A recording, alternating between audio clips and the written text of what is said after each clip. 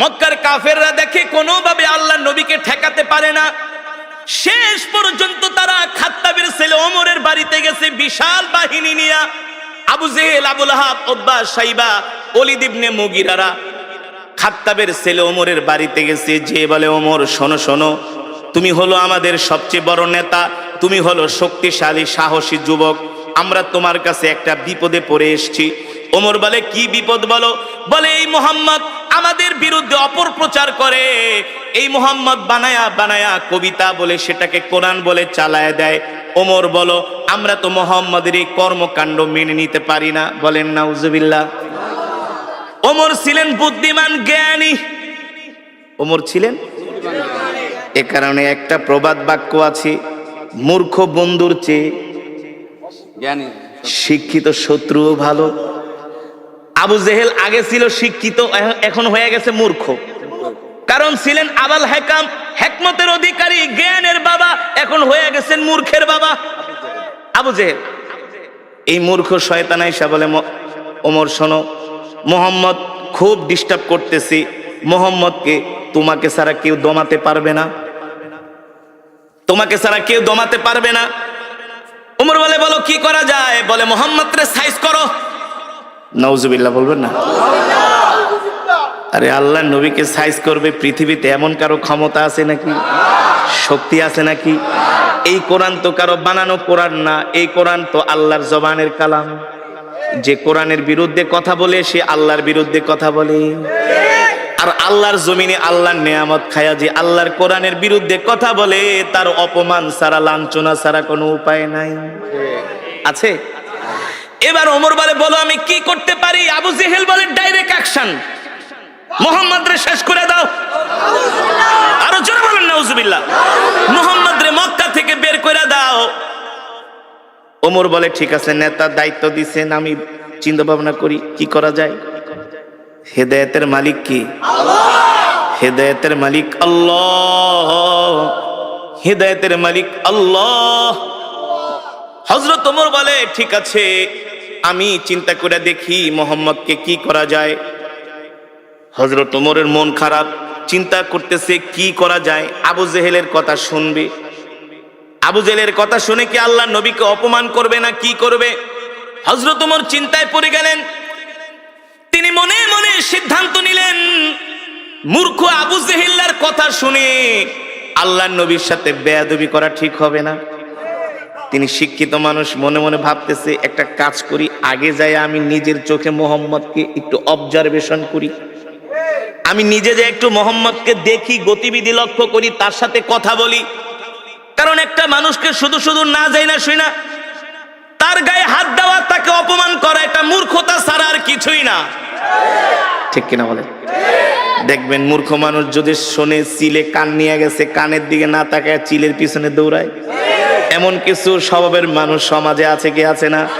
ঠিক মক্কার কিছু মূর্খ মানুষরা এই স্বভাবের ছিল। ওমর ছিলেন বুদ্ধিমান, বলে, না না না, আবু জেহেলের কথায় কান দেওয়া যাবে না। আগে আমি মুহাম্মদকে যে নিজের চোখে দেখি, তার সাথে কথা বলি, তারপরে দেখি কি করা যায়। আল্লাহ নবী বাইতুল্লাহ নামাজ পড়তেছেন। হযরত ওমর বিকাল বেলা ঘুটঘুটে অন্ধকার, মাগরিবের সময় না, ওমর মনে মনে চিন্তা করে, সূর্যের আলোতে গেলে আবার মানুষজন দেখবে, মানুষজন দেখা বলবে, ওমর তুমি কি যে মুহাম্মদের সাথে মিলে গেছো। এই কারণে ওমর বলে, আমি মাগরিবের সময় বের হলাম, ঘুটঘুটে অন্ধকার, ঘুটঘুটে অন্ধকার। হযরত ওমর মাগরিবের সময় অন্ধকারে বের হলেন। আস্তে আস্তে করে হাঁটতে হাঁটতে তিনি বাইতুল্লাহর চত্বরে গেলেন, যেটা কাবা শরীফ। কোনটা? যেটা কাবা শরীফ, সেখানে গেলেন। হযরত ওমর বলে, আমি যে কাবার দেয়ালের পাশে লুকায় আছি, পালিয়ে আছি, যাতে মুহাম্মদ আমাকে না দেখে। আমি দেখি সুন্দর সুদর্শন একজন পুরুষ, সুন্দর সুদর্শন, অপরূপ সৌন্দর্যের অধিকারী। সুবহানাল্লাহ। হযরত ওমর বলে, আমি প্রথম মুহাম্মদকে দেখলাম, আমি তার সামনের সাইড দেখি নাই, শুধু পিছনের সাইড দেখছি। তার হাতগুলো এত সুন্দর, তার আঙ্গুলগুলো এত সুন্দর, পিছন থেকে তার কানগুলো এত সুন্দর। আমার নবীর চুলগুলো ছিল কোকড়া কোকড়া, অত কোকড়া না, অত লম্বাও না। সুবহানাল্লাহ। হযরত ওমর বলে মুহাম্মাদের চুলগুলো আমি আল্লাহর নবীর চুলগুলো আমি পিছন থেকে দেখলাম, দেখি তিনি নামাজে দাঁড়ায় আছেন, তার চুল বেয়ে বেয়ে ঘাম পড়তেছে, আমার কাছে মনে হলো এক একটা মুক্তার দানা ঝরতেছে। হযরত ওমর বলে আমি মুহাম্মাদের পিছনে দাঁড়ায় তাকে দেখতেছি, দূর থেকে দেখতে তার এত সুন্দর আকর্ষণীয় বডি ফিগার, সুবহানাল্লাহ। আমার নবী কেমন সুন্দর ছিলেন, কেমন সুন্দর ছিলেন, এমন সুন্দর, এমন সুন্দর পৃথিবীতে আল্লাহ তাআলা এত সুন্দর করে পৃথিবীতে কাউকে বানায় নাই, আর বানাবেও না। হযরত ওমর বলে আমি এবার মুহাম্মাদের পিছন দিকে দেখতেছি, মনে আছে নাকি? ওই যে হযরত ওমর বলে আমি বাইতুল্লাহ গেলাম মুহাম্মদকে অবজারভেশন করার জন্য, পরীক্ষা করার জন্য। আবু জেহেলদের কথা শুনে খামাকা মুহাম্মদের সাথে খারাপ ব্যবহার করব না, আগে নিজের চোখে যায় আমি মুহাম্মদকে দেখি আসলে সে ব্যক্তিটা কেমন। এবার হযরত ওমর বলে আমি পিছনে দাঁড়ায় দাঁড়ায় মুহাম্মাদের পিছনের সৌন্দর্য দেখাই আমি পাগল হয়ে গেছি। আল্লাহু আকবার। আরে এত সুন্দর মানুষটা মিথ্যা কথা কিভাবে বলে? এটা তো হইতে পারে না। মক্কার কাফেরা বইলা গেছে এ ওমর, মুহাম্মদ হলো একটা মিথ্যাবাদী, মুহাম্মদ হলো একটা পাগল। বলেন নাউজুবিল্লাহ। মুহাম্মদ হলো একটা জাদুকর। হযরত ওমর বলে আমি পিছনের দিকে তাকায় তাকায় দেখতেছি মুহাম্মদের সৌন্দর্য এত সুন্দর, আর তার চেয়ে বড় সুন্দর হলো মুহাম্মদ এত চমৎকার কইরা কইরা কোরআন পড়ে, কোরআন পড়ে। আল্লাহু আকবার। জোরে বলুন আল্লাহু আকবার। আল্লাহর নবী কোরআন পড়তেছেন, হযরত ওমর পিছনে দাঁড়ায় দাঁড়ায় শুনতেছে, আর মনে মনে ভাবে মক্কার কাফেররা তো আমাকে ঠিকই বলছে, মনে হয় এই লোকটা বানায় বানায় কবিতা বলে, নালে এত সুন্দর ছন্দে ছন্দে কিভাবে সে মিলায় মিলায় বলে। আল্লাহু আকবার। আল্লাহর নবী কোরআন পড়তেছেন, আর ওমর চিন্তা করতেছেন আরে মুহাম্মদ মনে হয় বানায় বানায় কবিতা বলে। আল্লাহর নবী বলে ওমা হুয়া বিকাউলি শাইর কলিলাম মা তুমিনুন। আল্লাহু আকবার। আল্লাহর নবী বলে এ তুমি আমাকে কবি বলতেছো, আমি কবি না, আমি হলাম নবী। যদি তুমি স্বীকার করো ইমানদার হও। আল্লাহু আকবার। ওমর কয় কিরে এই লোকটারে যে আমি কবি বলছি এটা সে জানে কিভাবে? ওমর তো বলতেছে মনে মনে, বুঝেন নাই? কিন্তু আল্লাহ নবী বলতেছে ওমা হুয়া বিকাউলি শাইর, আমি কবি না।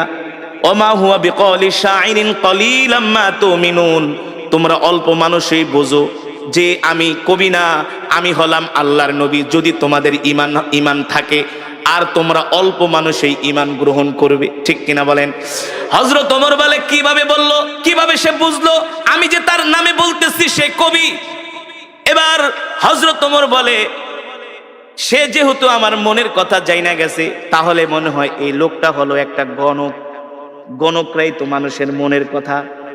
আল্লাহ নবী বলেন ওমা হুয়া বিকাউলি শাইর কলিলাম মা তুমিনুন ওয়ালা বিকাউলি কাহিন কলিলাম মা তাযাক্কারুন। আল্লাহু আকবার। এ তুমি আমাকে গণক ভাবতেছো, আমি গণক না, আমি গণক না। তুমি যেটা ভাবতেছো তোমার ভাবা সত্য নাই, আমি হলাম আল্লাহর নবী, ঠিক কিনা বলেন? তানজিলুম মির রাব্বিল আলামিন। আমি গণক না, আমি গণক না, আমি যেটা পড়তেছি সেটা হলো আমার রবের পক্ষ থেকে কোরআন। আল্লাহু আকবার। হযরত ওমর বলে এ লোকটাকে আমি গণক বললাম, সে বলে আমি গণক না, আমি যে তাকে গণক বললাম সেটা কিভাবে জানলো? আল্লাহু আকবার। আবার বলতেছে আমি যেটা তেলাওয়াত করতেছি এটা হলো আমার রবের পক্ষ থেকে আমাকে দেওয়া কোরআন। হযরত ওমর অবাক হয়ে গেল যে আমার মনের কথা এই লোক কিভাবে জানে। এখন রহস্য লাগছে কি লাগছে না? হযরত ওমর বলে এই রহস্যর উদ্ঘাটন আমাকে করতেই হবে, আর যদি রহস্যর উদ্ঘাটন করতে হয় তাহলে তো আল্লাহর নবীর সাথে কথা বলতে হবে, কথা না বলে তো আর রহস্যর উদ্ঘাটন করা যাবে না। হযরত ওমর দাঁড়ায় আছে, আল্লাহর নবী যখন নামাজ শেষ করলেন, আল্লাহর নবী তার হুজরার দিকে যাবেন, হযরত ওমর যায় তার পথ রোধ করলেন, বললেন ইয়া মুহাম্মদ কিফ, ও মুহাম্মদ দাঁড়ান, আপনার সাথে আমার কিছু কথা আছে। আল্লাহর নবী বলে ইমশি মাই, চলেন আমার সাথে, আমার বাড়িতে যেয়ে কথা বলবো। আল্লাহর নবী হযরত ওমরকে নিয়ে বাড়িতে চলে গেলেন। সুবহানাল্লাহ বলে। আল্লাহর নবী হযরত ওমরকে নিয়ে বাড়িতে চলে গেলেন। আল্লাহর নবীর সাথে হযরত ওমর যখন বাড়িতে গেলেন, হযরত ওমর বারবার আল্লাহর নবীর চেহারার দিকে তাকায়, সুবহানাল্লাহ। আর সে নিজে নিজে মাপতেছি, ভাবতেছি, চিন্তা করতেছি, আল্লাহর নবীকে বোঝার চেষ্টা করতেছে। মক্কার সব কাফেরেরা যার বিরুদ্ধে, আমি আজকে তার সামনে। হ্যাঁ, মক্কার কাফেরেরা যার বিরুদ্ধে এত মিথ্যা প্রোপাগান্ডা ছড়িয়েছে, আমি তার সামনে। কিন্তু তার চেহারা দেখলে মনে হয় সে হলো পৃথিবীর সবচেয়ে ভালো মানুষ। তার সাথে কথা বললে মনে হয় তার মতো এত সুন্দর আখলাকওয়ালা, ব্যবহারওয়ালা মানুষ মক্কার জমিনে একজনও নাই। জোরে বলেন আল্লাহু আকবার। আরে জোরে বলুন আল্লাহু আকবার। হযরত ওমর বলে, সেই দিনই আমি আল্লাহর নবীর জবানে কোরআন শুনে আমি ইসলামের প্রতি আমি দুর্বল হতে লাগলাম। দুর্বল হতে? এই যুবক, ওমর তো তোমার চাইতে জ্ঞানী কম ছিল না। এ যুবক, ওমর তো তোমার চাইতে কম বুঝতো না। এ যুবক ও মুসলমান, হযরত ওমরকে বলা হয় মেজাজে ওহী। আল্লাহ তাআলা যার কথা অনুযায়ী কোরআনের মধ্যে 21 জায়গায় আয়াত নাজিল করেছে। আল্লাহু আকবার। সেই ওমর আয়েশা এবার আল্লাহর নবীর কাছে আত্মসমর্পণ করতেছে। কি করতেছে? সেই ওমর আয়েশা বলে, গো আল্লাহর নবী, মক্কার কাফেরদের কথা শুনে অনেক ভুল করছি, আপনার সাথে অনেক শত্রুতা আমি করছি, দুশ্মনী করছি। আর না, আর না, আর না। মক্কার কাফেরেরা তো আমাকে আপনার কল্লা কাটার জন্য বলছে। আপনার কল্লা তো দূরের কথা, আমি ওমরের কল্লাটা আপনার কাছে জান্নাতের বিনিময়ে বিক্রি করে দিলাম। ওমর কালেমা পড়ে মুসলমান হয়ে গেলেন। যুবক, তুমি তো নামাজই পড়ো না, নিজেকে মুসলমান দাবি করো। আছে না সমাজের মধ্যে? মসজিদে মুসল্লি নাই, নামাজ পড়ে না, নিজেকে অনেক বড় মুসলমান দাবি করে। আর হযরত ওমর আল্লাহর নবীর হাতে হাত রেখে কালেমা পড়ে মুসলমান হয়ে গেলেন। হযরত ওমর মুসলমান হওয়ার পরে হযরত ওমর বলে, আল্লাহর নবী আমাকে অনুমতি দেন, আমি মক্কার সব গোত্রের মানুষের কাছে যে দ্বীনের দাওয়াত দিব। আল্লাহর নবী বলে, ওমর আস্তে আস্তে। হযরত ওমর বলে, আস্তে আস্তে কে? আপনি কি সত্য নবী না? চলে বলেন সুবহানাল্লাহ। আমি অবশ্যই সত্য নবী। বলে, আপনি যদি সত্য নবী হয়ে থাকেন, আজ থেকে আমি ওমর ঘোষণা দিলাম, আমার জান, আমার মাল, আমার সম্পদ সব আমি আল্লাহর রাস্তায় দিয়ে দিলাম। আমি আপনার হয়ে গেলাম, আমি আপনার হয়ে গেলাম। ওগো নবী, আমি আপনার হয়ে গেলাম, আমার সব কিছু আল্লাহর রাস্তায় দিয়ে দিলাম। আপনি আমাকে অনুমতি দেন, আমি মক্কার সব কাফেরদের কাছে যায় দ্বীনের দাওয়াত দিব। হযরত ওমরের ঈমান চলে আসছে, পাওয়ার হয়ে গেছে, ঈমানের পাওয়ার। এখন আর আল্লাহ ছাড়া কাউকে ভয়। মুসলমানদের দ্বিতীয় খলিফা নাম কি? ওমর রাদিয়াল্লাহু। জোরে বলুন, নাম কি? ওমর কে? সারা পৃথিবীতে এখন যত রাষ্ট্রপ্রধান আছে, এই সব রাষ্ট্রপ্রধানদেরকে ওমর পকেটে নিয়ে ঘুরতে পারে। সারা পৃথিবীর রাষ্ট্রপ্রধানদের মাথায় যে ঘিলু আছে, এই ঘিলু ওমরের বাম আঙ্গুলের ভিতরে ছিল। সারা পৃথিবীতে যত আধুনিক রূপকার যা হয়েছে, রাস্তাঘাট, কালভার্ট, ব্রিজ, সারা পৃথিবীকে আজকে যেভাবে সাজানো হয়েছে, সব হযরত ওমরের পরিকল্পনা। জানেন, এই যে নাইট গাটের যে প্রচলন, খাল খনন করার যে প্রচলন, তারপরে আপনার সেনাবাহিনী গঠন করার যে প্রচলন, দেশের সীমান্ত পাহারা দেওয়ার যে বিএসএফ, বিডিআর, যে সীমান্তের অতন্দ্র প্রহরী, এই সব কিছু গঠন করেছিলেন হযরতে ওমর। সব করেছিলেন মোল্লারা। কারা কারা কারা কারা? মোল্লারা। হ্যাঁ, হযরত ওমর কে? তিনি খাত্তাবের ছেলে ওমর। তোমার মতো আমার মতো এই ছোটখাটো নেতা না। ওমরকে দেখলে ইবলিস শয়তান পর্যন্ত ভয় পাইতো। এই ওমর কে? যাকে বলা হয় মেজাজে ওহী, যাকে বলা হয় মেজাজে ওহী, এই ওমর কে? আল্লাহু আকবার। এখনো কালেমা পড়ে মুসলমান হয় নাই। ওমর ছিল আল্লাহর নবীর সবচেয়ে বড় দুশমন। সবচেয়ে বড় কি? মক্কার আবু জেহেল এসে ওমরকে খেপায় দিছে, ওমর তোমার মতো একটা সাহসী যুবক থাকতে মুহাম্মদ আমগো ধর্মের 12টা বাজায় ফেলাইতেছে। তুমি খাত্তাবের ছেলে ওমর, তোমার রক্তের দাম আছে, তোমার বংশের দাম আছে। মুহাম্মদ মানুষ যার আশেপাশে কেউ নাই, সেই শুধু একটা কোরআন দিয়া পুরা মক্কাটারে জ্বালায় ফেলাইতেছে। এটা ওদের ভাষা, ওদের ভাষা। মোহাম্মদ রে থামাও, মোহাম্মদ রে দমাও, মোহাম্মদকে সামনে বাড়াইতে দিও না। আমরা এত বড় বড় নেতা থাকতে মোহাম্মদ আমাদের সামনে এসে আমাদের ধর্মের নামে এসে অপপ্রচার করে যায়, এটা ওদের ভাষা। আসলে তো অপপ্রচার না, আল্লাহর নবী তো কোরআনের প্রচার করে, ঠিক কিনা বলেন? আল্লাহর নবী বলছেন, আল্লাহ তাআলা বলছে, হাবিব ইয়া আইয়ুহার রাসূল বাল্লিগ মা উনজিলা ইলাইকা মির রাব্বিক ওয়া ইল্লাম তাফআল ফামা বাল্লাগতা রিসালাতা। বাংলাদেশের কিছু মানুষ মনে করে শুধু ওয়াজ করা হুজুরদেরই দায়িত্ব। কিছু মানুষ মনে করে না যে ধর্মের কথা শুধু হুজুররা বলবে, না, ধর্মের কথা শুধু হুজুররা বলবে না। ইসলাম ধর্মটা আল্লাহর কাছ থেকে হুজুররা লিস্ট নেয় নাই। এই ধর্মের কথা বলা, কোরআনের কথা বলা, রাসূলের হাদিসের কথা বলা প্রত্যেকটা ঈমানওয়ালা মুসলমানের দায়িত্ব, কর্তব্য, ঠিক কিনা বলেন? আপনি একটা কলেজের, আপনি একটা স্কুলের প্রিন্সিপাল, আপনার দায়িত্ব হলো আপনি আপনার ছাত্রদেরকে কোরআনের কথা বলবেন, তাদেরকে দ্বীনের কথা বলবেন। আপনি একটা কলেজের অধ্যাপক, আপনি একটা কলেজের ভিসি, আপনি একটা ভার্সিটির ভিসি, আপনার দায়িত্ব হলো আপনি আপনার ছাত্রদেরকে দ্বীনের কথাগুলো বলবেন। আপনি দেশের প্রধানমন্ত্রী, আপনি রাষ্ট্রপতি, আপনি এমপি, আপনি মন্ত্রী, আপনি চেয়ারম্যান, আপনি মেম্বার, আপনি সমাজের অনেক বড় নেতা, আপনারও দায়িত্ব হলো কোরআনের কথা বলা, ঠিক কিনা বলেন? ঠিক না? এখন তো কিছু সাধারণ মানুষ মনে করে শুধু হুজুররাই বলবে, সব হুজুরদেরই কাজ। না, প্রত্যেকটা মুসলমানকে আল্লাহ তাআলা দুনিয়ার জমিনে কেন পাঠিয়েছেন? আল্লাহ তাআলা প্রত্যেকটা মুসলমানকে দুনিয়ার জমিনে পাঠিয়েছেন তার দ্বীনের দাওয়াত দেওয়ার জন্য, ঠিক কিনা বলেন? আল্লাহর নবী আল্লাহ তাআলা তার উপর কোরআন নাজিল করলেন আর বললেন, ইয়া আইয়ুহার রাসূল বাল্লিগ মা উনজিলা ইলাইকা মির রাব্বিক ওয়া ইল্লাম তাফআল ফামা বাল্লাগতা রিসালাতা ওয়াল্লাহু ইয়াসিমুকা মিনান নাস ইন্নাল্লাহা লা ইয়াহদিল কওমাল ফাসিকিন।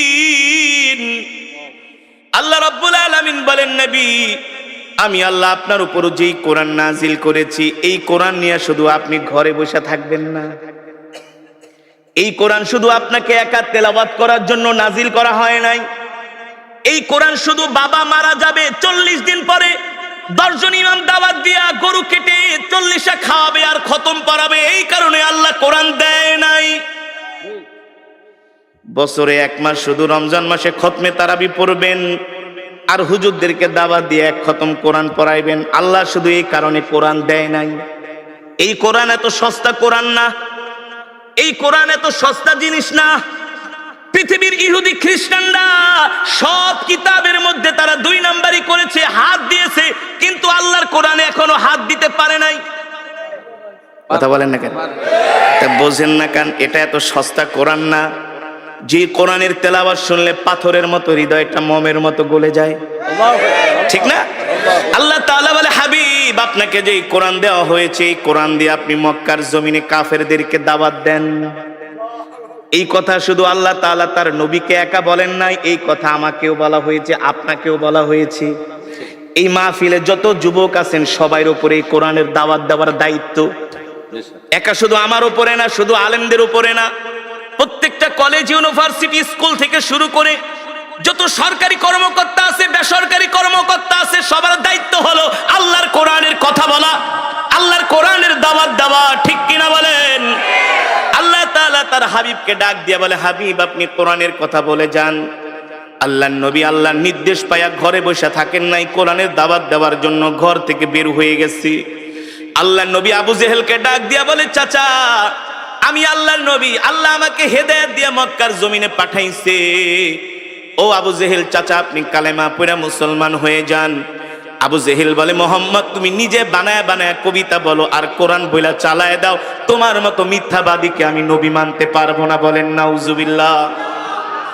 আমার নবী না ছিলেন চিকন, না ছিলেন মোটা, স্লিম, স্মার্ট, সুদর্শন। এখন তো যুবকরা জিম করে, বডি বিল্ড আপ করে। কি করে? জিম করে। জিম, নামাজ নাই, রোজা নাই, হাফ প্যান্ট পরে শুধু জিম করে সারাদিন, বডি বিল্ড আপ করে। যুবক তোমার নবী কে জানো? পৃথিবীর করছে। আল্লাহু আকবার। শুধু সুন্দর নয়, পৃথিবীর যত মেধা, যত জ্ঞান, যত ইলম, উতিতুল ইলম, যত জ্ঞান আছে সব জ্ঞান দিয়া আল্লাহ আমার নবীকে দুনিয়াতে পাঠিয়েছেন। আল্লাহু আকবার। রাষ্ট্র পরিচালনা করার যোগ্যতা কি? রাষ্ট্র পরিচালনা করার যোগ্যতা, ময়দানে যুদ্ধ করার দক্ষতা আমার নবীর যেমন ছিল, পৃথিবীর এমন কোন যোদ্ধা, এমন কোন রাষ্ট্রপ্রধান আজ পর্যন্ত আসে নাই, আসবেও না। সব দিকে আমার নবী ছিলেন 100-তে 100। জোরে বলেন সুবহানাল্লাহ।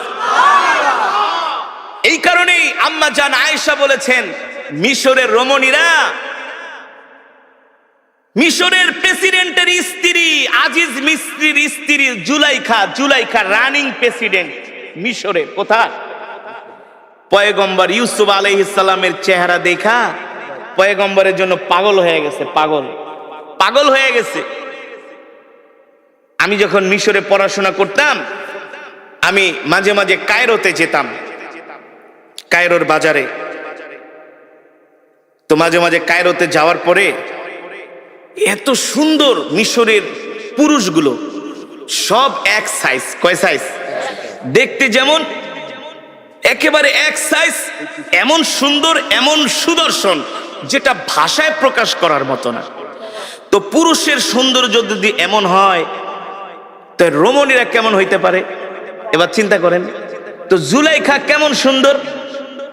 সে পয়গম্বর ইউসুফের চেহারা দেখে পাগল হয়ে গেছে। জুলাইখার বান্ধবীরা চিঠি লেখছে, এ জুলাইখা, কার জন্য পাগল হলি? তুই একটা প্রেসিডেন্টের স্ত্রী হইয়া সাধারণ একটা গোলামের জন্য পাগল হয়ে গেছস।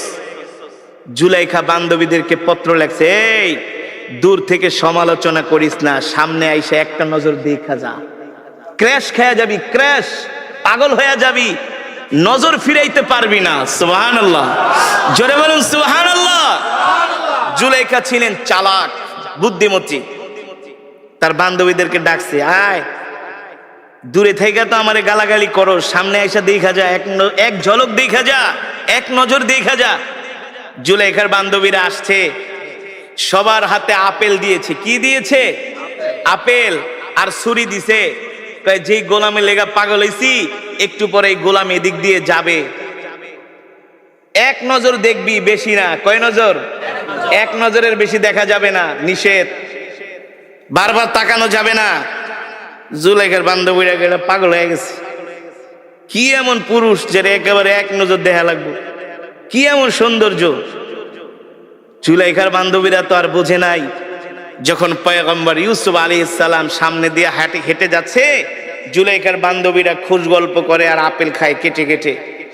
পয়গম্বর ইউসুফ যাচ্ছেন, এক বান্ধবী আর এক বান্ধবীকে, বন্ধু দেখ, তাকায় দেখ, এটা কি মানুষ নাকি ফেরেশতা? সুবহানাল্লাহ। এটা মানুষ যাচ্ছে নাকি ফেরেশতা? মানুষের চেহারা তো এত সুন্দর না। আল্লাহু আকবার। জুলাইখার বান্ধবীরা আপেল খাইবে তো দূরের কথা, পয়গম্বর ইউসুফ আলাইহিস সালামের চেহারার দিকে তাকায়, আপেল কাটতে কাটতে একেবারে আঙ্গুল কেটে ফেলায় রক্ত বের করে ফেলাইছে। কিন্তু তার নজর চেহারার থেকে নজর ফিরাতে পারে না। জুলাইখা ছিলেন বুদ্ধিমতী, সেও কিছু তাকাই আছে এক নয়নে।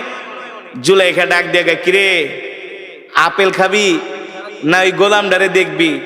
জুলাইখা সব বান্ধবীরা হাতের দিকে তাকায় দেখে আঙ্গুল কেটে ফেলাইছে, রক্ত পড়তেছে। জুলাইখাকে, ব্যাপার কি? পিছনের থেকে না গালাগালি করছিলি, পিছনের থেকে না ভৎসনা করছিলি, এখন তারে দেখার পরে চোখ ফিরাইতে পারস না, আঙ্গুল কেটে ফেলাইছস, কারণ কি? জুলাইখার বান্ধবীরা, বান্ধবী রে, মাপ চাই, ভুল করছি, সরি। এই গোলাম যে এত সুন্দর জীবনেও কোনোদিন ভাবতে পারি নাই, মনে হয় এটা মানুষ না, আসমান থেকে ফেরেশতা আইসা পড়ছে। আল্লাহু আকবার। জোরে বলেন আল্লাহু আকবার। আম্মা জান আয়েশা সিদ্দিকা রাদিয়াল্লাহু তাআলা আনহা বলেন, মিশরের রমণীরা পয়গম্বর ইউসুফের চেহারা দেখে আঙ্গুল কাটতে কাটতে, আপেল কাটতে কাটতে তারা আঙ্গুল কেটে ফেলেছে, তারা রক্তাক্ত হয়ে গেছে। আমার স্বামী মুহাম্মদ সাল্লাল্লাহু আলাইহি সাল্লামের চেহারা যদি তারা দেখতো, আঙ্গুল কাটতো না, আপেল কাটতো না, কলিজা কেটে ফেলতো, কলিজা। তারপরে আল্লাহর নবীর চেহারা থেকে নজর ফিরাতে পারতো না। আকবার। এমন সুন্দর চেহারা আল্লাহ আমার নবীকে দান করছে। আমার নবী যেটা করছেন সেটাই ফ্যাশন। সেটাই কি ফ্যাশন। আমার নবী যে স্টাইলে চুল কেটেছেন সুন্নত তরিকা, বাংলাদেশের আর্মিরা সেভাবে চুল কাটে। কারা? আর্মিরা চুল কাটে। আমি মিশরে গিয়ে থাইল্যান্ডে গিয়েছিলাম একটা প্রোগ্রামে। থাইল্যান্ডের রাজধানী ইয়ালা থেকে 800 কিলোমিটার দূরে, যেখানে 75% মুসলমান। প্রতি মহরম মাসে সেখানে একটা প্রোগ্রাম হয়। সারা পৃথিবী থেকে তারা আন্তর্জাতিক যারা কারি সাহেব আছে তাদেরকে দাওয়াত দিয়ে দিয়ে তারা মহরম মাস 10 তারিখ আছে না, তারা প্রোগ্রাম করে। সেই থাইল্যান্ডের মুসলমানরা প্রত্যেকটা থাই মুসলিম ছেলেদের চুল দেখি ছোট ছোট। আর যখন ব্যাংককে আসি এক একটার চুলে দেখি ডেঙ্গুরের বাসা, বল্লার বাসা, পাখির বাসা, হ্যাঁ হনুমানের মতো দেখা যায়। তো আমি থাইল্যান্ডের মুসলিম যুবকদেরকে জিজ্ঞেস করলাম, তোমরা এইভাবে চুল কাটো কেন? সবাই দেখি এক সাইজ চুল। বলে এটা হলো নবী মুহাম্মদ সাল্লাল্লাহু আলাইহি সাল্লামের সুন্নাহ। জোরে বলেন সুবহানাল্লাহ। এখনকার যুবকরা তো স্টাইল করে, কি করে? মেসির স্টাইলে চুল কাটে, নেইমারের স্টাইলে চুল কাটে, নেইমারকে অনুসরণ করে। তাদের গায়ের গেঞ্জি এমন টাইট, তারা প্যান এমন ভাবে পরে পাছার অর্ধেক বের হয়ে যায়।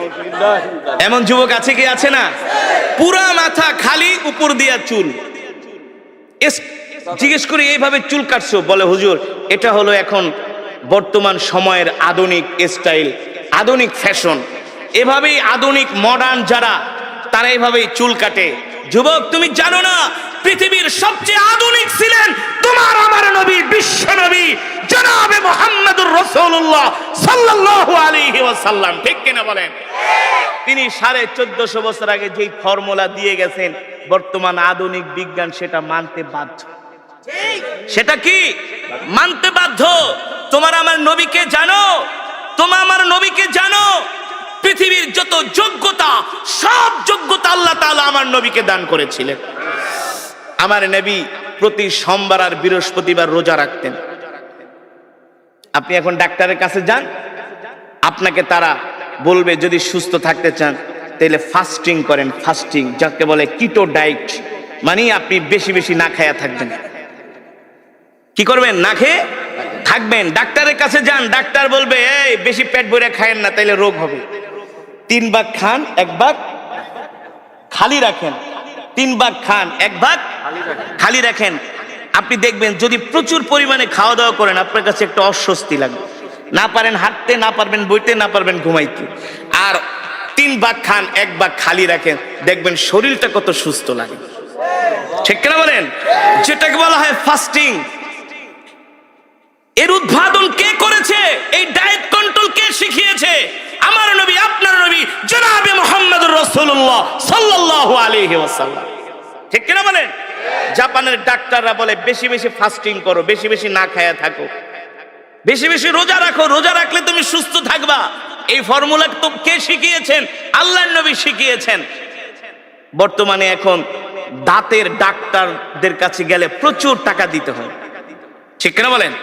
প্রচুর টাকা দিতে হয়। আমি থাইল্যান্ডে গিয়েছি, ব্যাংককে একটা ডক্টরের কাছে। তিনি আমার দাঁতগুলো চেক করলেন। থাইল্যান্ডের রাজধানী ব্যাংকক, একেবারে ব্যাংককের পাশেই সুকুম্বিত একটা জায়গা আছে সেখানে। আর থাইল্যান্ড হলো পৃথিবীর সবচেয়ে চিকিৎসার দিক থেকে বর্তমানে 5 নম্বরে আছে পুরা পৃথিবীতে, অল পৃথিবীতে, স্বাস্থ্যের দিক থেকে, চিকিৎসার দিক থেকে।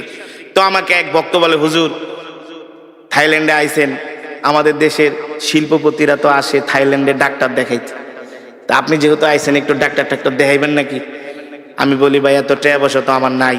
টাকা চিন্তা করেন কে, সব আমি দিব, আপনি শুধু ডাক্তার দেখান। আমি যে মসজিদের জুমা পড়ে গাজীপুর শ্রীপুরে একটা মসজিদ, আমার মসজিদের যিনি সভাপতি হাজার হাজার কোটি টাকার মালিক, তো সে শুনছে আমি থাইল্যান্ডে গেছি। হুজুর আপনি যতদিন থাকেন থাইল্যান্ডে আমার হোটেল আছে, আপনার জন্য হোটেল ভাড়া, খাওয়া দাওয়া সব ফ্রি। ফোন দিয়ে আগে হুজুর কোনো চিকিৎসা করবেন কিনা, তাহলে করে আসেন, সব পেমেন্ট আমি করে দেবো। তো চিন্তা করলাম আমার দাঁতে একটু সমস্যা, দাঁতটা থাইল্যান্ডে দেখা যায়, থাইল্যান্ডের দাঁতের চিকিৎসা খুব ভালো। তো আমি একটা ডেন্টালিস্টের কাছে গেলাম। তা আমি তো আর থাই ভাষা বুঝি না, ইংলিশ বলতে পারি, ওরা ইংলিশটাও ততটা বোঝে না। কিন্তু প্রত্যেকটা ভালো ভালো হসপিটালে এক এক দেশের ভাষা ট্রান্সলেট করার জন্য এক এক দেশের লোক থাকে। যেমন আমাদের অনেক বাঙালি থাইল্যান্ডের হসপিটালে আছে, আমি যেটা বাংলায় বলবো সে সেটা ডক্টরকে থাই ভাষায় অথবা ইংলিশ ভাষায় তাকে বুঝিয়ে দিবে। তো তিনি আমার দাঁত দেখা চেক করলেন, এক্স রে করলেন। এক্স রে করার পরে ডাক্তার বলতেছে, তোমার ওই বাঙালিকে ডাক দিয়া কয়ে, এটা কেঠার তোদের দেশের? উনি বলতেছেন উনি হচ্ছে রিলিজিয়ান পার্সন, অর্থাৎ আমাদের ধর্মগুরু। মানে আমরা বলি না হুজুর, ইংলিশে বলে যে রিলিজিয়ান পার্সন, ধর্মগুরু, ধর্ম চর্চা করে, ওনাকে যেভাবে হোক বুঝাচ্ছে। পরে বলতেছে যে ওর দাঁত তো কোনো সমস্যা নেই, খুব ভালো আছে। পরে ডাক্তারটা বলল কি যে আচ্ছা আমি বুঝলাম না, তোমাদের যত মুসলমান আমার কাছে আসে, যত পেশেন্ট যাদের দাড়ি আছে, টুপি আছে, এমন যাদেরকে আমি আজ পর্যন্ত দাঁত চেক করছি, 100-র মধ্যে বলে আমি 90টাই ভালো পাইছি, 90টারই ভালো পাইছি। তো সে আমাকে হাসে হাসে হুজুর একটা মজার ঘটনা ঘটছে। কি বলে, ডাক্তার আপনার দাঁতটা চেক আপ করে বলতেছে আপনার দাঁত খুব ভালো আছে। বলে আপনাদের মতো মানুষদের নাকি দাঁত যত চেক করে, থাইল্যান্ড মুসলিম হোক, থাইল্যান্ডের হুজুর যারা আছে সবার, বলে সবার দাঁত ভালো, কারণটা কি?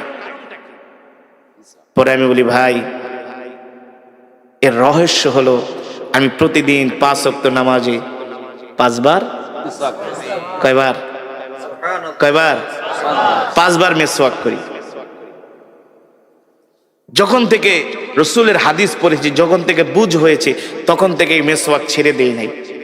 রসুলের হাদিস, আপনি যদি এই মেসওয়াক করেন আপনার পেটের কোনো রোগ থাকবে না, লিভারের কোনো রোগ থাকবে না, স্টোমাকে আপনার কোনো রোগ থাকবে না। মেসওয়াক করার কারণে আপনার লিভার, আপনার পিত্ত, আপনার পেটের মধ্যে আরো যত মেশিন আছে, পার্টস আছে, এই মেসওয়াক করার কারণে আল্লাহ তাআলা আপনার পেটটাকে ভালো রাখবেন, সুস্থ রাখবেন। মোট কথা আপনার পেটের কোনো রোগ হবে না। এটা হলো দুনিয়ার উপকার। আখিরাতের উপকার কি? যে মেসওয়াক করবে আল্লাহ তাআলা ইন্তেকালের সাথে সাথে তাকে বিনা হিসাবে জান্নাত দিয়ে দিবে। এই মেসওয়াক করার 70টার উপরে উপকার আছে। মেসওয়াকের 70টার উপরে উপকারিতা, 70টা এই মেসওয়াক আল্লাহর নবী কয়, আমি যেভাবে মেসওয়াক করি, আমার সাহাবীরা যেভাবে মেসওয়াক করতেছে না, আল্লাহ তাআলা মেসওয়াক করা আমার উম্মতের উপর ফরজ করে দেয়। বুঝতে পেরেছেন? এই কথাগুলো কেন বললাম? এই কথাগুলো বলার কারণ হলো আজকে আমরা পৃথিবীর জমিনে অনেক হীনমন্যতায় ভুগি, হতাশায় ভুগি যে আমরা মুসলমানরা শেষ হয়ে গেছি। আল্লাহর নবী বলে না না না, ও উম্মত তোমরা আমাকে অনুকরণ করো। আমি নবী হলাম তোমাদের জন্য আদর্শ, তোমরা আমাদের আদর্শে আদর্শবান হও। তোমরা আমার সুন্নতগুলো মানো, তোমরা আমার সুন্নতগুলো চর্চা করো। তোমাদের ঘরের মধ্যে, সমাজের মধ্যে আমার সুন্নতগুলো তোমরা জিন্দা করে দাও, দেখবা তোমাদের ঘরগুলো জান্নাতের টুকরায় পরিণত হয়ে গেছে। ঠিক কিনা বলেন? পায় না। আজকে তো আমরা গরু খাওয়া মুসলমানে পরিণত হয়ে গেছি। আমরা নিজেকে মুসলমান দাবি করি, অথচ আল্লাহর কোরআন আমরা পড়তে জানি না। আমরা নিজেকে মুসলমান দাবি করি, কোরআন বিশুদ্ধভাবে তেলাওয়াত করতে জানি না। অথচ তলাবুল ইলমি ফরিদাতুন আলা কুল্লি মুসলিম, প্রত্যেকটা মুসলমানের উপরে কোরআন শিক্ষা করা হলো ফরজ। এই কোরআনের তেলাওয়াত শুনে ওমর কালেমা পড়ে মুসলমান হয়ে গেছে। বলে আমি যেই দিন আল্লাহর নবীর জবানে বাইতুল্লাহ কোরআন শুনেছি, সেই দিন থেকে আমি ইসলামের প্রতি দুর্বল হয়ে গেছি। ইসলাম আমার হৃদয় জয় করেছে এই কোরআনের তেলাওয়াত শুনে। সেই কোরআনই তো আমি আপনাদের সামনে তেলাওয়াত করলাম। দুঃখের বিষয়, আমাদের সমাজের মেজরিটি পার্সেন্ট মানুষ কোরআন পড়তে জানে না। 60-70 বছর হয়ে গেছে, 10টা সূরা মুখস্থ করতে পারে না। ঠিক কিনা বলুন? বিশুদ্ধভাবে পড়তে পারে না। অথচ আমরা নিজেকে অনেক বড় ইমানদার দাবি করি, অনেক বড় ইমানওয়ালা দাবি করি। নামাজ ভঙ্গের কারণ 19টি। কয়টি? তার মধ্যে একটা অন্যতম কারণ হলো নামাজে অশুদ্ধ পড়া। নামাজে অশুদ্ধ পড়া। আমরা আমাদের সন্তানরা কোরআন শিখছে কিনা সেই দিকে খবর নেই না। ইংরেজি শিক্ষক রাখি সন্তানের জন্য মাসে 5,000 টাকা বেতন দিয়া। কথা বলেন। ইংরেজি শিক্ষক রাখি 5,000 টাকা বেতন দিয়া, গণিতের শিক্ষক রাখি 6,000 টাকা বেতন দিয়া, ছেলেকে বাংলায় অনার্স করাই, ইংলিশে অনার্স করাই, মাস্টার্স করাই, ডক্টরেট করাই, পিএইচডি করাই। আর কোরআন শিখানোর জন্য মসজিদের মুয়াজ্জিনকে জায়গা, হুজুর আমার ছেলেরে পড়াইবেন? কয় পড়ামু। বেতন কত? কয় বেশি না, 500 দিতে পারেন। কত? তাও মাসে, বছরে 6 মাস বাকি। কথা কন। নিজেও কোরআন পড়তে পারে না, সন্তানকেও কোরআন শিখায় নাই। অথচ রাসূলের সাহাবীরা কেমন ছিলেন জানেন? তারা আল্লাহর নবীর কাছে আয়েশা কোরআন নিয়ে বসে থাকতেন। কোরআন এখনো সেই ধারাবাহিকতা চালু আছে। মসজিদে নববীর প্রতিটা পিলারে পিলারে কিন্তু কোরআনের মক্তব। পুরো মসজিদে নববীতে 1200-এর উপরে মক্তব আছে। মক্তব এখন তো বাংলাদেশে মক্তব বন্ধই হয়ে গেছে। আগে ছোটবেলায় দেখতাম ফজরের পরে ইমাম সাহেব ঘোষণা করতো, এই মক্তবের ছাত্র ছাত্রীরা তাড়াতাড়ি করে মক্তবে আসো। ঠিক না? ইমাম সাহেবের কাছে যে আগে আমরা কায়দা পড়তাম, সিপারা পড়তাম, কোরআন শরীফ পড়তাম। বাড়িতে আসার সময় 10 মিনিট জোরে জোরে সূরা মুখস্থ করে সালাম শিখাইতো, যে বাড়িতে যায় আগে মা বাবাকে সালাম দিবা। আজকে আমরা আমাদের সন্তানদেরকে কোরআন শিখাই না, দিন শিখাই না, নিজেও শিখি না, সন্তানদেরকেও শিখাই না। এই কারণে আমাদের সন্তানগুলো দিন দিন নষ্ট হয়ে যাচ্ছে। হচ্ছে না? 6-7 এর ছেলেরা এখন ওপেনলি রাস্তায় দাঁড়ায় সিগারেট খায়। 8 এর ছেলেরা সিগারেট খায়। ইন্টারের ছেলেদের পকেটে এখন সিগারেটের প্যাকেট থাকে, গাঞ্জার প্যাকেট থাকে। ঠিক কিনা বলেন? বানিয়ে বলছি। 6-7 এর পোলাপান সিগারেট খায়। এই সিগারেট খাও কাকে? আপনার বাপের টাকা দিয়ে খাই? আপনার বাবার টাকা দিয়ে খাই? আপনি বলার কে? আমার বাবার টাকা দিয়ে আমি সিগারেট খাই। আস্তাগফিরুল্লাহ। আমার সন্তানগুলো এমন বেয়াদব কিভাবে হলো? কারণ কি? আমরা তাদেরকে ধর্মীয় শিক্ষা দিচ্ছি না, দ্বীনি শিক্ষা দিচ্ছি না। আগে তো দরকার ছিল সন্তানদেরকে দ্বীনি শিক্ষা দেওয়া। কথা বলেন। রাগ করতেছেন? আজকে স্কুল কলেজে কি হচ্ছে? ধর্মীয় শিক্ষা তো নাই, ধর্মীয় শিক্ষা নাই। আমি বানিয়ে বলছি। এই যে কোরআন আমি পড়লাম, আমাদের সন্তানরা 10টা সূরা মুখস্থ পড়তে পারে না। উচিত তো ছিল আমাদের সন্তানদেরকে আগে কোরআন শিখানো, দিন শিখানো। অবশ্যই অবশ্যই আমার সন্তান কলেজে পড়বে, ইউনিভার্সিটিতে পড়বে, আমার সন্তান ডাক্তার হবে, ইঞ্জিনিয়ার হবে, বড় ব্যবসায়ী হবে, বড় নেতা হবে। এটা আমার গর্ব, এটা আমার গর্ব। কিন্তু কোরআন না শিখলে তো আমার সন্তান সব শিক্ষা পরে আমার সন্তান বিপদগামী হয়ে যাবে, দিন হারা হয়ে যাবে, ইসলাম হারা হয়ে যাবে। এ কারণেই তো ওই দিনকে দেখলাম টেলিভিশনের মধ্যে অনেক অভিভাবক কান্না করে বলতেছে, আমরা স্কুল কলেজের এই কারিকুলাম শিক্ষা ব্যবস্থা চাই না। বলে কেন? বলে এই শিক্ষা ব্যবস্থার মধ্যে শিখার মতো কিছুই নাই। ঠিক বানায় বলছি? বলুন আমি বানিয়ে বলছি? এই কথাগুলো কেন বললাম? আমাদের সন্তানদেরকে যদি ধর্মীয় শিক্ষা দেওয়া না হয়, এই কোরআন যদি না শেখানো হয়, আর 1, 2, 3 যুগ পরে দেখবেন যে জেনারেশন গুলো আসবে, আপনি মসজিদ বানাইবেন কিন্তু মুসল্লি পাইবেন না। আপনি মসজিদ বানাইবেন, টাইলস লাগাইবেন, এসি লাগাবেন, মসজিদের 300 হাত দূরে বসে আপনার ছেলেরা চায়ের দোকানে বাংলা সিনেমা দেখবে আর গাঁজা খাবে। এখন তো সেটাই হচ্ছে। কথা বলেন? সেটা হচ্ছে। মসজিদ পাকা হচ্ছে, মসজিদ সুন্দর হচ্ছে, কিন্তু মুসল্লি নাই। আছে? আমি চাঁদপুর এক মাহফিলে গেছি, মতলব, চাঁদপুর মতলব, মায়া চৌধুরীর এলাকা। মায়া চৌধুরীর এলাকা 50 ডেক খিচুড়ি রান্না করছে। আমি ইমাম সাহেবের কই, মাশাআল্লাহ আপনার এলাকা তো সব ধর্মবীর মুসলমান। কয় হুজুর বোঝেন না, 50 ডেক খিচুড়ি আনছি কি এমনি নাকি? আমি কই মাশাআল্লাহ। মানুষ 20-30 হাজার। কয় হুজুর বেশি না, 40 বছর ধরে ওয়াজ করাই, সব ওয়াজ শুনতে আয় পড়ে।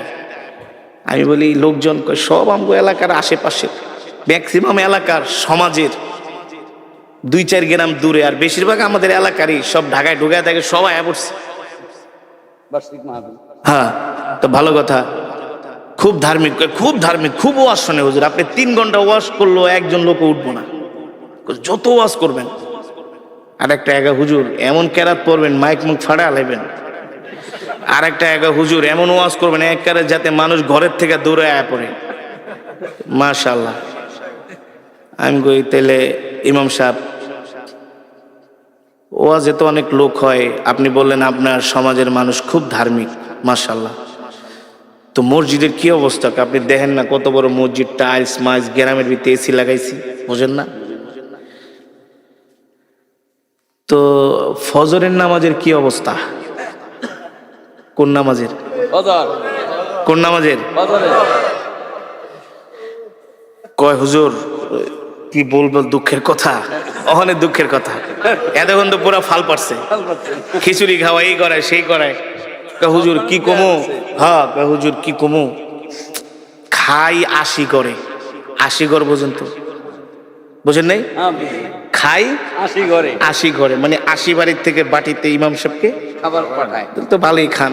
হ্যাঁ খুব মহব্বত করে।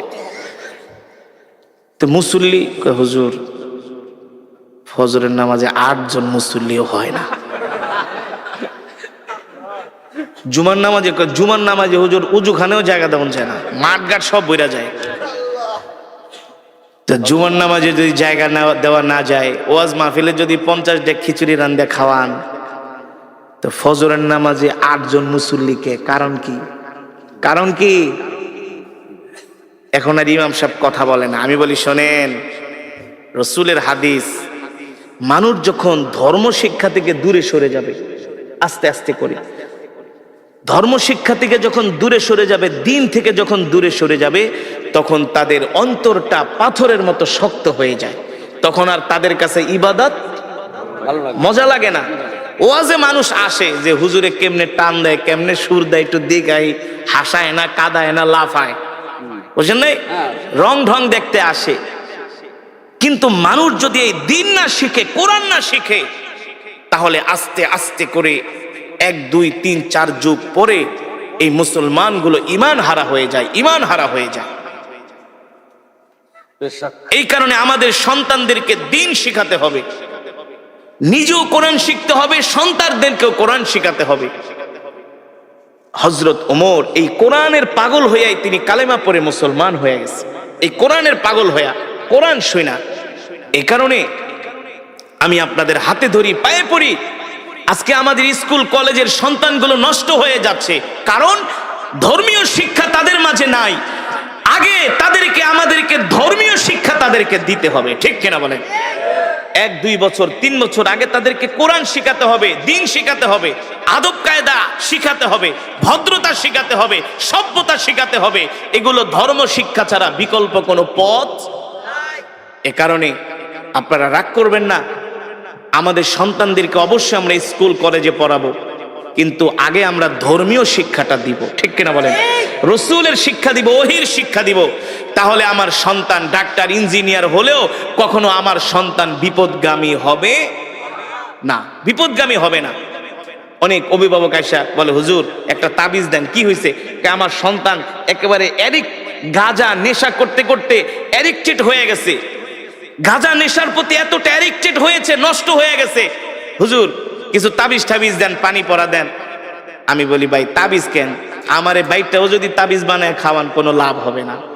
আগে দরকার ছিল আপনার সন্তানকে ধর্মীয় শিক্ষা দেওয়া, কোরআন শিক্ষা দেওয়া, ঠিক কিনা বলেন?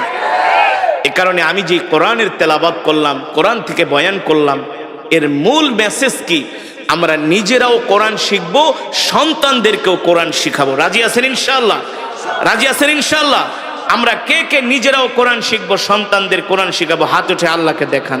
লিল্লাহে তাকবীর, লিল্লাহে তাকবীর। আল্লাহ কবুল করুন, বলি আমিন।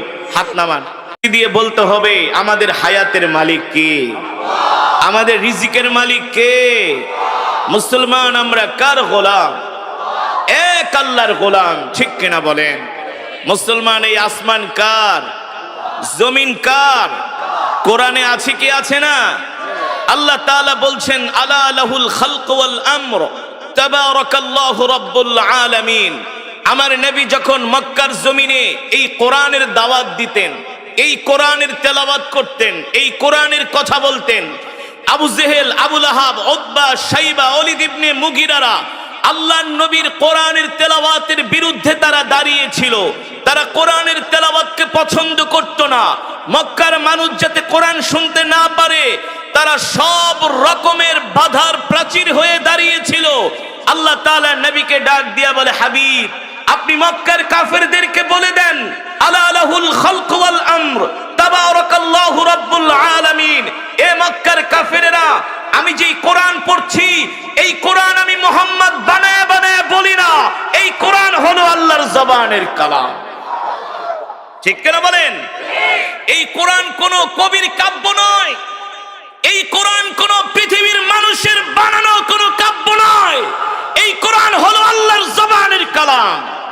মক্কার কাফেরেরা তোমরা যতই বিরোধিতা করো না কেন, আমি আল্লাহর নবী মুহাম্মদ বলছি, আলা লাহুল খালক ওয়াল আমর, আসমান যার আইন চলবে তার। ঠিক কিনা বলেন? জমিন যার বিধান তার, বিধান চলবে তার। আল্লাহর নবী বলে, এই মক্কার কাফেরেরা, তোমরা কোরআনের বিরোধিতা করে কিছুই করতে পারবে না। ইন্না নাহনু নাযালনা যিকরা ওয়া ইন্না লাহু লাহাফিজুন। আল্লাহ তাআলা বলে, হাবিব, মক্কার কাফেরদেরকে বলে দেন, কোরআন আমার, আমি আপনার উপর কোরআন নাজিল করেছি, আর এই কোরআন হেফাজত করার দায়িত্ব আমি আল্লাহ আমার নিজ হাতে গ্রহণ করেছি। আল্লাহু আকবার। মুসলমান, কোরআনের বিরুদ্ধে কত ষড়যন্ত্র হয়েছে আজ পর্যন্ত। কোরআনের একটা নক্তা জের জবর পেশের মধ্যে কেউ পরিবর্তন করতে পারে নাই। পেরেছে বলুন? যেমন কোরআন তেমন আছে তেমনই থাকবে। এই কোরআনের নক্তা জের জবর পেশের মধ্যে কেউ পরিবর্তন করতে পারবে না। আর কোরআনের সুর হলো পৃথিবীর শ্রেষ্ঠ সুর। ঠিক কিনা বলেন? কত গান মার্কেটে আসে না? কাইটা যায়, সিরা যায়, ফাইটা যায়, লয়া যায়, নাকি? কত নতুন নতুন গানের সুর আসে। যুবকরা নতুন নতুন শুই না এক একটা মাতাল হয়ে যায়। গানের সুর শুই না একেবারে খাম্বা ধরে দাঁড়ায় থাকে। 1 মাস 2 মাস গেলে ওই সুর, ওই গান মার্কেট আউট হয়ে যায়। ওই সুর আর কেউ শুনতে চায় না। ঠিক কিনা বলেন? আমার কথা বাস্তব নাকি অবাস্তব? আচ্ছা বলুন, একটা গান কয় মিনিটের হয়? সর্বোচ্চ 5-7 মিনিট। কেউ যদি 5-7 মিনিটের বেশি গান গায়, যত ভালো সুর হোক, যত মিউজিক, যতই কিছু লাগাক না কেন, আধুনিক বাদ্যযন্ত্র, দৌড়ো বেটা, এত ঘ্যান ঘ্যান প্যান প্যানানি ভালো লাগে না, নতুন কিছু বের কর। ঠিক কিনা বলুন? আমি আপনাদের সামনে যে কোরআন পড়েছি, সূরাতুর রহমান, কেউ যদি এক গান বারবার গায়, এই এক গান ভালো লাগে না। আমি যে কোরআনের তেলাওয়াত করলাম সূরাতুর রহমান, আমি 5 মিনিট পড়ি নাই, 10 মিনিট পড়ে নেই, প্রায় 20 মিনিটের কাছাকাছি। কয় মিনিট? 22 মিনিট। তো কোন শিল্পী উঠে যদি 22 মিনিট কোন গান গায়, কোর ধরে ঘাত ধরে তাড়াতাড়ি নামা, আরে এক গান শুনতে আইছি নাকি? কথা বলুন। মুসলমান, আর কিভাবে বুঝাবো? এই কোরআন আল্লাহর জবানের কালাম। এই কোরআনের তেলাওয়াত শুধু 22 মিনিট নয়, 22 ঘন্টা নয়, 22 বছর নয়, 22 লক্ষ কোটি বছর নয়। এই কোরআন যদি কিয়ামত পর্যন্ত তেলাওয়াত হতে থাকে, যতই রাত বাড়বে, যতই দিন যাবে, ততই কোরআনের তেলাওয়াতের সুর আরো বাড়তে থাকবে, মানুষের হৃদয়ে ঢুকবে। ঠিক কিনা বলেন? আরে যুবক, আজকে তো তোমাদেরকে কোরআনের মজমায় পাওয়া যায় না, তোমাদের তো কোরআনের মাহফিলে পাওয়া যায় না, তোমাদের তো মসজিদে পাওয়া যায় না, তোমাদের তো জিকিরের মজমায় পাওয়া যায় না, তোমাদেরকে পাওয়া যায় আইপিএল বিপিএল খেলার টেলিভিশনের সামনে। রাত 3টা বাজে উঠে তোমরা আর্জেন্টিনা ব্রাজিলের খেলা দেখো, মেসি রোনাল্ডোর ভক্ত। ঠিক কিনা বলেন? কিন্তু যুবক জানো না, এই কোরআনের জন্য সাহাবীরা জীবন দিয়ে দিছে, জীবন জীবন জীবন। জিহাদের ময়দানে এসে আল্লাহর জমিনে আল্লাহর কোরআনের রাজ কায়েম করার জন্য শহীদ হয়ে গেছে, শহীদ। এখনো যারা কোরআন পড়তে পারেন না, মসজিদের ইমাম সাহেবের কাছে, খাদেম সাহেবের কাছে, মুয়াজ্জিন সাহেবের কাছে যায় কোরআন শিখবেন, বাধ্যতামূলক। ঘরওয়ালিকে কোরআন শিখাবেন, কোরআন শিখাবেন, কোরআন শিখাবেন। কোরআন শিক্ষা ছাড়া কোনো উপায় নাই। আমি বলে গেলাম হাসরের মাঠে আল্লাহ জিজ্ঞেস করবে, এই সব পড়াই তো পড়লি, কিন্তু আমার কোরআন কেন শিখলি না? কেন শিখলি না? কোরআন শিক্ষা করা ছিল ফরজ। তলাবুল ইলমি ফরিদাতুন আলা কুল্লি মুসলিম। এই কোরআন শিক্ষা করা ফরজ। রাসূলের হাদিস ডাক্তার ইঞ্জিনিয়ার হওয়া ফরজ না, এটা দুনিয়াবি, এটা লাগবে, এটা হতে হবে, কিন্তু বাধ্যতামূলক কোরআন শিখতেই হবে। ঠিক কিনা বলেন? সন্তানদেরকে, আর যদি অনেকের সন্তান আছে অনেকগুলো, দুইটাকে মাদ্রাসায় দেন, দুইটাকে স্কুলে দেন, এটা ব্যালেন্স করেন। ব্যালেন্স, সমস্যা কি? সন্তানদেরকে আলেম বানান, হাফেজ বানান, সবগুলারে জেনারেল শিক্ষিত বানায়েন না। দুই সন্তানদের একটা মাদ্রাসায় পড়ান, আপনি ইন্তেকাল করলে আপনার কবরের পাশে যায় সূরা ইয়াসিন তেলাওয়াত করবে, আপনার জন্য দোয়া করবে, বুলেটের গুলি মিট যাবে সন্তানের দোয়া। আপনি মসজিদ থেকে ইমাম সাহেব ভাড়া করে নিয়ে দোয়া করাইবেন, আর আপনার সন্তান যদি আপনার জন্য দোয়া করে, দুইজনের দোয়া কোনোদিনই এক। আপনার সন্তান তো আপনার জন্য দোয়া করার সময় তার বুকটা ফেটে যাবে, ফেটে যাবে যে আমার বাবা শুয়ে আছে। আর ইমাম সাহেব যতই বুজুর্গ হোক, তাড়াতাড়ি করে দোয়া করে, নাহলে একটু বেশি করুক, করার পরে হাদিয়া নিয়ে চলে যাবে। আর সন্তান প্রতিদিন আপনার জন্য সূরা ইয়াসিন পড়ে দোয়া করবে, অটো অটো নেক আপনার কবরে যাবে। এই কারণে সন্তানদেরকে কলেজ ইউনিভার্সিটিতেও পড়াবেন, মাদ্রাসায়ও পড়ায়েন, আলেম বানায়েন। দুইজন আমি অনেক জায়গায় দেখেছি, ভাই জজ, ভাই অনেক বড় ব্যারিস্টার, কিন্তু আরেক ভাই আলেম। ওই আলেম হওয়ার কারণে, একজনে আলেম হওয়ার কারণে আরো দুই তিনজন তার সোহবতে থাকতে থাকতে আলহামদুলিল্লাহ ধার্মিক হয়ে গেছে। ব্যালেন্স করেন, ব্যালেন্স। সবগুলারে শুধু স্কুল কলেজে পড়ায়েন না, দু একটার মাদ্রাসায়ও পড়ান, আল্লাহর কাছে দোয়া করেন। আলেম হওয়া এত সোজা না, এই ওহির জ্ঞান আল্লাহ সবাইকে দেয় না, সবাইকে দেয় না। কত ছাত্ররা মাদ্রাসায় ভর্তি করায় কিন্তু ঝইরা যায়, ঝইরা যায়, আছে না, ঝরে যায়। সন্তানদেরকে আলেম বানান, এটাই হলো সবচেয়ে বড় বিনিয়োগ, ইনভেস্ট। এই ইনভেস্টটা করে যান, এটাই থাকবে। মেয়ে সন্তান হলে মহিলা মাদ্রাসায় পড়ে আলেমা বানান, হাফেজা বানান, তার গর্ভ থেকে জন্ম নিবে মোহাম্মদুল্লাহ হাফেজ, তার গর্ভ থেকে জন্ম নিবে হাজী শরীয়তুল্লাহ। ঠিক কিনা বলেন? তার গর্ভ থেকে জন্ম নিবে জগৎ বিখ্যাত আলেম। এ কারণে আপনাদের হাতে ধরি, পায়ে পড়ি, 5টা ওয়াক্ত নামাজ জামাতের সাথে পড়বেন, আর কোরআন তেলাওয়াত করবেন, সকাল সন্ধ্যা কোরআন পড়বেন, সকাল সন্ধ্যা কোরআন শিখবেন, সকাল সন্ধ্যা জিকির করবেন। রাজি আছেন ইনশাআল্লাহ? রাজি আছেন ইনশাআল্লাহ? আর মিথ্যা কথা বলবেন না, মানুষকে কষ্ট দিবেন না, মানুষের হক নষ্ট করবেন না, মানুষের সাথে খারাপ আচরণ করবেন না। আমরা মানুষের সাথে সুন্দর আচরণ করব, সুন্দর ব্যবহার করব। আমরা সবচেয়ে সমাজের ভালো ভদ্র মানুষ হওয়ার চেষ্টা করব, যাতে আমার ইন্তেকালের পরে সমাজের মানুষগুলো বলে, আহ, একটা ভালো মানুষ মারা গিয়েছেন। ঠিক কিনা বলেন? আল্লাহ তাআলা আমাদের এমন আল্লাহর পেয়ারা বান্দা হওয়ার তৌফিক দান করুন, বলি আমিন। আজকে যে কোরআনুল কারীমের তেলাওয়াত আমরা শুনলাম, বয়ান শুনলাম, এই কোরআন যেন আমরা সকলেই শিখতে পারি, এই কোরআন অনুযায়ী যেন আমরা চলতে পারি, আমাদের জীবনটাকে সাজাতে পারি। আল্লাহ তাআলা আমাদের সকলকে কবুল করুন, বলি আমিন। আর সাবধান, নামাজ ছেড়ে দিবেন না। রাত 12টা 1টা পর্যন্ত ওয়াজ শুনবেন, ফজরের নামাজ যদি না পড়েন, এই ওয়াজ শুনে কোনো লাভ নাই। 50 বছর ওয়াজ আর একটা ফজরের নামাজ তার চাইতে উত্তম। বুঝতে পেরেছেন? বুঝতে পেরেছেন? ফজরের নামাজটা জামাতের সাথে আদায় করবেন ইনশাআল্লাহ।